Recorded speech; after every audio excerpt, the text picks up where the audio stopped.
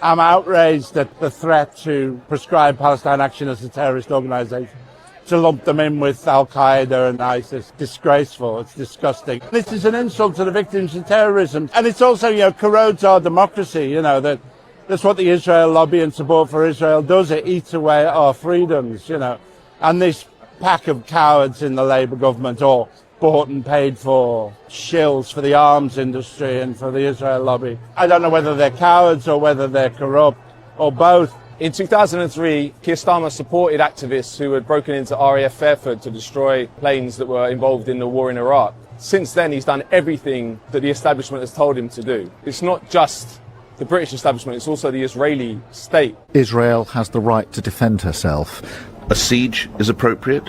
Cutting off power, cutting off water? Well, I think that Israel does have that right. The Israeli state has huge amounts of power in this country through the multifarious lobby groups that it has, and has been working on politicians for many, many years, decades, many of them in Labour. Our foreign policy is made in Washington. Washington's foreign policy is made in Tel Aviv, and this is a recipe for endless war. The vast majority of the British people support Palestine and support stopping arms sales to Israel. That has to be reflected in our political power. At the moment, it isn't. The British government acts in the interests of the arms lobby and the Israel lobby. They shouldn't. They should act in the interests of the British people. As a Holocaust survivor, I've seen the impact of indifference by the public, and it's incredibly dangerous. It does allow the full-blown fascism to occur. It is important that the general public does not look the other way. After all, we can see some countries already further down the route, like in Germany, where you are not allowed even to show a Palestinian flag. The government prescribing Palestine Action is an attack on freedom itself, because this is the first time the British government has used this terrorism legislation to go after activist group, which is merely trying to stop a genocide. It's a frightening juncture that we're at. Made of 20,000 children, and you're not criticised. You put some red paint on an airplane and you're a terrorist. The real terrorist is the Israeli state. Terrorism is in Iran. Car bombs, as Israel has been doing. Terrorism is mass murder, as Israel is doing. That is terrorism. This is not just a genocide, this is a Holocaust. If you look at pictures of Gaza, it's gone, destroyed completely.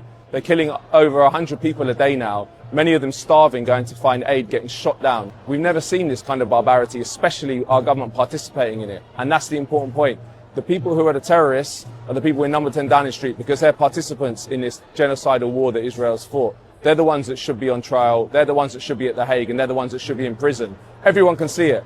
It's only the mainstream media, it's only the ruling class that can't see it. In that kind of situation, when there's this massive breach between the ruling class and the population, they have to turn to repression. I've been extremely shocked by police behaviour today. They've been obviously given orders to rough up the protesters, arrest people, because they've been going into the crowd, grabbing people.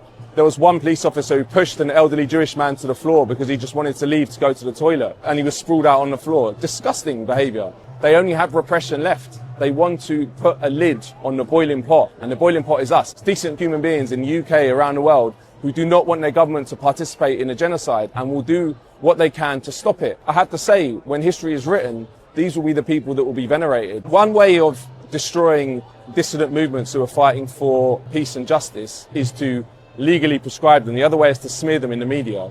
And with Palestine Action, you see this has been happening recently. They've been trying to insinuate that they're funded by foreign powers. Do you believe that there could be foreign influence behind that group? You said there are a number of active questions around it. Nonsense. There's not a single bit of evidence. But this is what they try and do. They smear and they criminalise. I don't think it's working out. People can see that Palestine Action are just normal people who have risked it all, risked their own freedom to try and throw their bodies on the gears of the genocidal machine. And this goes in terms of the Elbit factories, which they've helped shut down. It goes in terms of the recent action at the RAF base at Brize Norton. They've never hurt a single soul. They've never hurt a human being, which is what we should care about as human beings. We care about our fellow human beings. They've only damaged the machinery of genocide and the machinery of war. Whereas the government, which is now criminalising the terrorists, has participated in a genocide which has killed probably 100,000 people, probably more than that, which has made thousands of children have no arms and legs because they've been blown off by Israeli weapons. So there's two worlds here. There's one which is evil and one which is just. and the one which is evil is calling the one which is just terrorists. So it's all upside down. It's what Eduardo Galeano called the upside down world, and we're living it in a very, very stark way at the moment. Protesting against the genocide is not terrorism, it's humanity.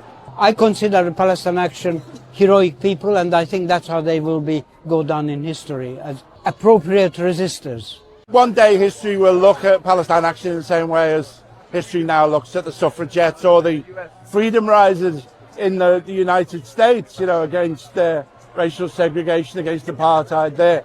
The UK government is prescribing Palestine Action because they want to destroy the organisation. But Palestine Action is more than an organisation, it's an idea. What is that idea? That idea is that if your government is participating in a genocide, killing thousands of people, then you do not sit idly by. You use your body, you use your mind to try and stop that genocide. They can never kill that idea, because that's about human solidarity. It's about the idea that we care about fellow human beings, especially ones that are being killed at the end of our bombs and the end of our intelligence planes. History will remember Palestine Action as heroes of this movement, but also heroes of humanity, because they took it on themselves.